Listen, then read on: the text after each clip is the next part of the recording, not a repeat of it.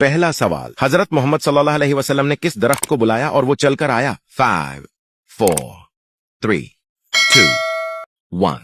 इसका दुरुस्त जवाब खजूर का दरख्त है। अगला सवाल, हजरत मोहम्मद सल्लल्लाहु अलैहि वसल्लम ने कितनी बार शब मेराज का सफर किया?